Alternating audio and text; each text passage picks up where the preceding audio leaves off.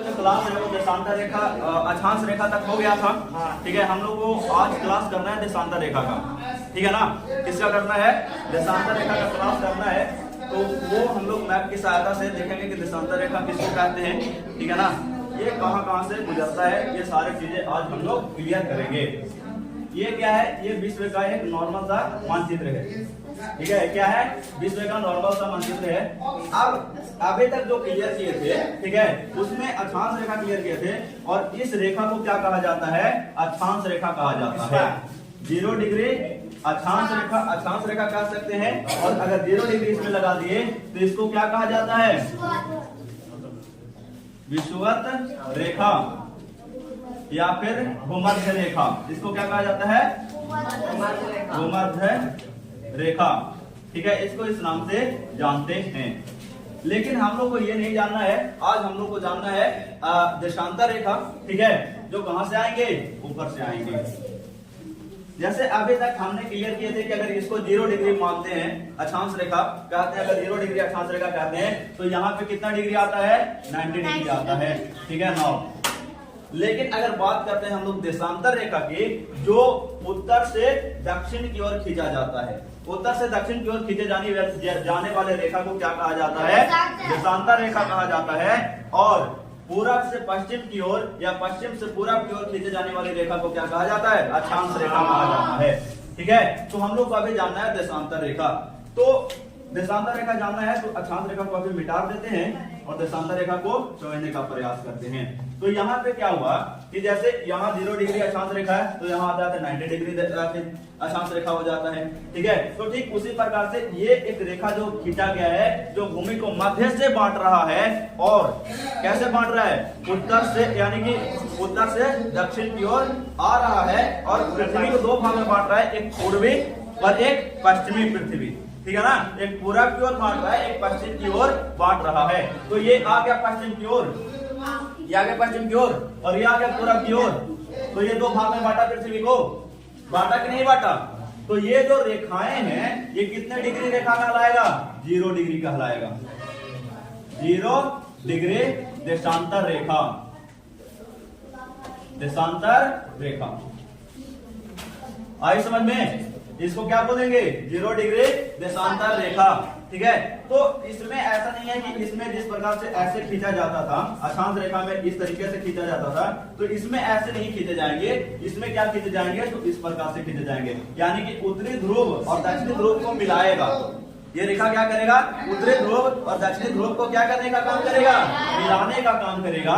तो ये हो गया, ये इस प्रकार से यहाँ आया उत्तरी ध्रुव से और ये दक्षिणी ध्रुव को मिलाया।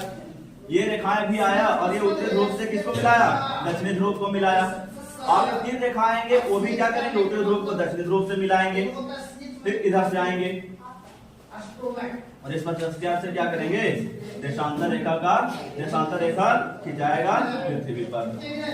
आगे बात समझ में? तो जिस प्रकार से यहाँ पे आ जाते 90 डिग्री हुए थे अक्षांश रेखा को, तो यहाँ पे आ करके मिलेंगे एक अथी यहाँ पे। ठीक है, और इधर यहाँ पे मिलेंगे आकर के यहाँ पे। तो यहाँ पे अंतिम रेखा खिंचाएगा, ये अंतिम रेखा, ये पृथ्वी के सबसे ऊपरी भाग यहाँ पे आएंगे। तो ये अंतिम रेखा जो है वो कितना डिग्री का खिंचाएगा? यहाँ पे 180 डिग्री का। ठीक है, कितना डिग्री का? 180 डिग्री का। यहाँ पर भी जो अंतिम खिंचाएंगे वो कितने डिग्री के खिंचाएंगे? 180 डिग्री का खिंचाएगा। ठीक है, यहाँ से 180 डिग्री का यहाँ पे खिंचा गए। अब बात करते हैं कि जैसे अक्षांश रेखा में बताए थे कि कुल संख्या बताए थे, ठीक है ना, ठीक उसी प्रकार से यहाँ पर भी निकालने का प्रयास करेंगे। अगर 0 डिग्री के वेस्ट में अगर पूछता है कि देशांतर की कुल संख्या कितना है, ठीक है ना, 0 डिग्री देशांतर के वेस्ट में देशांतर की कुल संख्या कितना है, तो कितना आ जाएगा? 180। देशांतर के ईस्ट में कितना है? 0 डिग्री देशांतर के ईस्ट में देशांतर की संख्या कितनी है, तो कितना आ जाएगा? 180 डिग्री आ जाएंगे। ठीक है, लेकिन अगर बात करता है कि पूरे पृथ्वी पर, ठीक है ना, पूरे पृथ्वी पर देशांतर की कुल संख्या कितना है, ठीक है, तो उसको हम लोग यहाँ से ऐड करेंगे और ऐड करके निकालेंगे। ठीक है, तो यहाँ से क्या हो जाएंगे? देशांतर की कुल संख्या, देशांतर की कुल संख्या। ठीक है। अब देशांतर की कुल संख्या की बात कर रहा है, ठीक है, तो वेस्ट में कितने हो जाएंगे? 180। वेस्ट में कितने आ जाएंगे? 180 आ जाएंगे। और ईस्ट में कितने आ जाएंगे? 180 आ जाएंगे। अब जो बचा क्या, इसमें 0 डिग्री को ऐड किए थे हम लोग? नहीं किए हैं, अभी तक 0 डिग्री को ऐड नहीं किए हैं। तो हम लोग यहाँ पे क्या करेंगे, 0 डिग्री जो एक रेखा है उसको भी क्या कर लेंगे, ऐड कर लेंगे। तो यहाँ पे टोटल संख्या कितना हो जाएगा? 361। यानी कि देशांतर की कुल संख्या कितने हो जाएंगे? 361। आ गई बात समझ में? अब इसी को हम लोग अक्षांश भी क्लियर कर लिए, देशांतर भी क्लियर कर लिए, ठीक है। तो अब हम लोग देख लेते हैं दोनों को एक साथ में, ठीक है ना। एक मैप पर देख लेते हैं कि अक्षांश रेखा और देशांतर रेखा आखिरकार दिखाई कैसे देता है। आई बात समझ में? कैसे दिखलाई देता है। तो ये क्या हो गया, ये भी एक नॉर्मल सा क्या हो गया, मैप हो गया, नॉर्मल से एक मैप हो गया। तो हमने क्या बताया था कि ये जो रेखाएं हैं जो पूर्व से पश्चिम की ओर जाता है इसको अक्षांश रेखा बोलते हैं ना। और क्या बोले थे, ये यानी कि पूर्व से पश्चिम की ओर जाएगा वो सारे के सारे क्या कहलाएंगे? अक्षांश रेखा कहलाएंगे।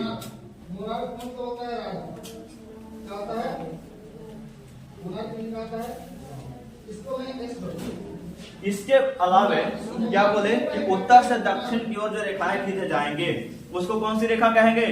देशांतर रेखा कहते हैं। उत्तर से दक्षिण की ओर जो रेखाएं खींचे जाते हैं उसको क्या बोलते हैं? देशांतर रेखा बोलते हैं। तो एक आ जाएंगे 0 डिग्री, यहाँ पे आए थे 0 डिग्री, ठीक है ना। तो यहाँ पर भी आएंगे 0 डिग्री, यहाँ पे भी क्या गए 0 डिग्री आ गए। अब इस प्रकार से यहाँ पे क्या खींचे जाएंगे? देशांतर रेखा खींचे जाएंगे।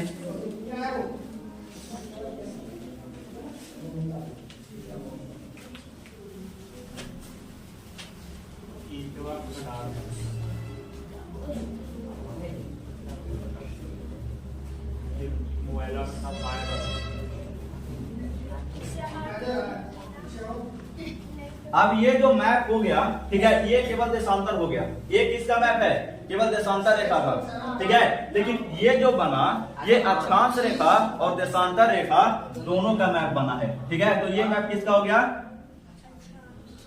अक्षांश प्लस देशांतर रेखा, ठीक है ना। अक्षांश और देशांतर दोनों रेखाओं का ये मिलकर के बना है, ठीक है। कि देशांतर का क्या काम है, ठीक है। तो ये हो गया देशांतर रेखा, ये पूरा का पूरा समझ लिया हम लोग, ठीक है। यहाँ पे कितना डिग्री है? 180 डिग्री देशांतर रेखा। अब यहाँ से जो है जो देशांतर रेखा है इससे समय का निर्धारण किया जाता है। देशांतर रेखा से क्या किया जाता है? समय का निर्धारण किया जाता है, ठीक है। जैसे देखते हैं कि भारत में कुछ और टाइम हो रहा है, ठीक है। किसी और देश का निकालेंगे तो वहां पे कुछ और टाइम होता है, ठीक है। और अगर पूरा चेंज कर दे, ठीक है ना, अगर पूरा का पूरा डिग्री चेंज कर दे तो क्या हो जाता है? पूरा समय चेंज हो जाता है, ठीक है। तो समय का निर्धारण जो है, ठीक है, देशांतर रेखा से किया जाता है। समय का निर्धारण किससे किया जाता है? देशांतर रेखा से किया जाता है, ठीक है। तो यहाँ पे एक ग्रीनविच मीन टाइम एक रेखा है, ठीक है। क्या नाम है उसको? ग्रीनविच मीन टाइम, ठीक है। अगर बोले इसको तो 0 डिग्री देशांतर रेखा जो है इसी को क्या बोल दिया गया? Greenwich mean time, Greenwich mean time. इसी से क्या किया जाता है? समय का निर्धारण किया जाता है। ग्रीनविच मीन टाइम से ही क्या किया जाता है? समय का निर्धारण किया जाता है। अब इसमें क्या होता है कि 1 डिग्री देशांतर रेखा को क्रॉस करने पर 4 मिनट का समय लगता है। 1 डिग्री देशांतर को पार करने में कितना मिनट का समय लगता है? 4 मिनट का समय लगता है। हमारे पास टोटल देशांतर की संख्या कितना है? 361। कितना है? अगर कुल बोलेंगे तो, ठीक है। और ऐसे अगर बात करें तो वेस्ट में कितना है? 180, ईस्ट में कितना है? 180, ठीक है। अब यहां से आ गया अब 180 डिग्री वेस्ट में आ रहा है, 180 डिग्री ईस्ट में आ रहा है, तो कैसे समय का निर्धारण होगा? तो अगर बात करें इसको तो 0 डिग्री यहाँ पे है, तो आगे आएगा एक, यहाँ पे आएगा एक, ये 1 डिग्री हो गया इस तरफ, ईस्ट के तरफ 1 डिग्री क्या आ गया यहाँ पे। अगर इसकी बात करें इस रेखा को, तो 1 डिग्री कहाँ चला गया? ईस्ट में चला गया। तो यहाँ इसके और इसके बीच जो समय जो होगा ना, वो कितना मिनट का समय लगेगा? 4 मिनट का समय लगेगा। आगे बात समझ में, कितना मिनट का समय लगेगा? 4 मिनट का समय लगेगा, ठीक है। और अगर बात करें यहीं पे, तो ये तो आ गया 0 डिग्री और ये आ गया यहाँ पे, ठीक है। तो इसको भी तो वही है, 1 डिग्री ही तो आ रहा है यहाँ पे। कितना डिग्री आ रहा है? 1 डिग्री, लेकिन किस दिशा में? वेस्ट में आ रहा है, ठीक है। तो इसको भी तो क्रॉस करने में कितना मिनट का समय लगेगा? 4 मिनट का समय लगेगा, ठीक है। लेकिन क्या हो जाएंगे यहाँ पे जो टाइम जाएंगे वो माइनस में जाएंगे, ठीक है। और यहाँ पे जो टाइम जाएंगे वो प्लस में जाएंगे, ठीक है। तो जब हम लोग टाइम का निर्धारण करते हैं तो हम लोग क्या है? ईस्ट में आते हैं। हम लोग अगर बात करेंगे इस पूरे अति का, ठीक है ना, पूरे देशांतर रेखा से अगर समझने की प्रयास करें तो भारत यहाँ पे आता है। भारत कहाँ पे आता है? यहाँ पे आता है। तो अगर भारत यहाँ पे आता है तो हम लोग दिशा सूचक देखे थे ना, दिशा जानने के लिए समझे थे ना। तो ये क्या आता है? नॉर्थ है, ये साउथ है, ये ईस्ट है और ये है, ठीक है ना। ये आ गया ईस्ट और वेस्ट। तो इसके अकॉर्डिंग अगर देखने का प्रयास करें, देशांतर से अगर देखने का प्रयास करें तो 0 डिग्री देशांतर है ना। तो इससे अगर इधर की ओर जा रहा है तो हम लोग किस तरफ आ रहे हैं? ईस्ट की तरफ आ रहे हैं ना। तो भारत कहाँ पे स्थित है? यहाँ पे स्थित है। तो भारत ईस्ट में स्थित है, ठीक है। अब भारत से 82.5 डिग्री देशांतर गुजरता है। कितना डिग्री? 82.5 डिग्री देशांतर गुजरता है भारत से। तो जब 82.5 डिग्री देशांतर गुजरेगा तो 82.5 डिग्री ईस्ट हो जाएगा, 83.5 डिग्री ईस्ट हो जाएगा। अब 82.5 डिग्री ईस्ट हुआ तो इसी में किससे गुना कर देना है? 4 से गुना कर देना है। अब समय निकल जाएगा, ठीक है। क्या निकल जाएगा? समय निकल जाएगा यहाँ पे। तो कितना हो गया? 4 गुना 8, ठीक है, 32 प्लस 2 जोड़ देंगे, हाफ है तो उसका 2, ठीक है। तो कितना हो जाएगा? 330 हो जाएगा। 330 में 60 से भागा दे देंगे, ठीक है। 6 बचे 30 हो जाएगा, 5 आ जाएगा, ठीक है। आ गया ना 5.5। यानी कि बोलने का मतलब है, तो ये जो टाइम निकला वो प्लस में निकला। ये टाइम क्या निकला? प्लस में निकला। निकला कि नहीं निकला? तो प्लस को हम लोग आगे बोलते हैं, आगे है, प्लस है यानी कि आगे है, माइनस है यानी कि पीछे है, बोलते हैं ना। तो अगर हम लोग टाइम निकालते हैं तो ग्रीनविच मीन टाइम के अकॉर्डिंग जो 0 डिग्री को बोला गया है यहाँ पे, तो इससे हम लोग आगे हैं, ठीक है ना। हम लोग क्या हैं? आगे हैं। तो ग्रीनविच मीन टाइम पर अगर मान लेते हैं कि 12 बज रहा है, इस रेखा पर अभी कितना बज रहा है? 12 बज रहा है, ठीक है ना। तो 12 बज रहा है तो हमारे पास कितना हमारे यहाँ पे कितने बजेंगे? ठीक है ना। तो 5 बजेंगे, क्योंकि 12 बजे के बाद तो टाइम बदल जाता है, ठीक है ना। तो 12 बजे का टाइम बदलेगा तो हमारे पास 5 बजेंगे, ठीक है।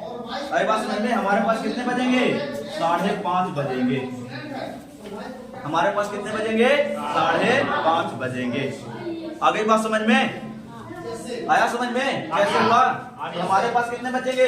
5:30 बजेंगे, ठीक है। तो ठीक उसी प्रकार से अगर इधर के निकालने की बात करता है, ठीक है ना, माइनस वाले की निकालने की बात करता है तो वही हो जाएंगे। अगर 82.5 डिग्री की अगर निकालने की बात कर रहे हैं हम लोग, तो इसका सिर्फ क्या हो जाएगा कि माइनस लग जाएगा। यही वाला प्रक्रिया जो है वो क्या लगेंगे? यही वाला लगेंगे, लेकिन इसमें सिर्फ क्या लग जाएंगे? माइनस लग जाएंगे।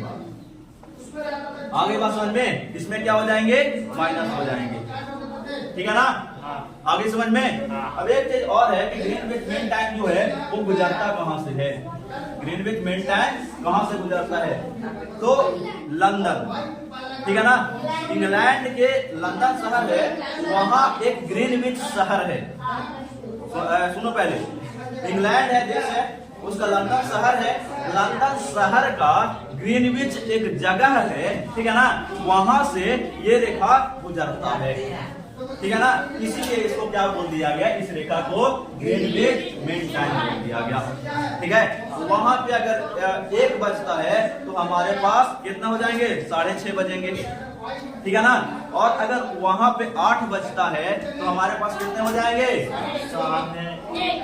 हमारे पास अगर वहां पे 8 बजते हैं तो 8 5 13 यानी कि 1:30 बज जाएंगे। आई बात समझ में, हमारे पास कितने बजेंगे, 1:30 बज जाएंगे, ठीक है। ये समझ में आ गया समय कैसे निर्धारित किया जाता है।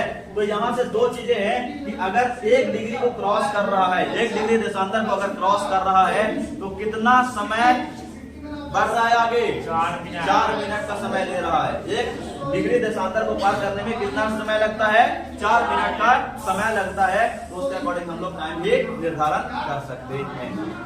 आगे बस समझ में, आगे समझ लो।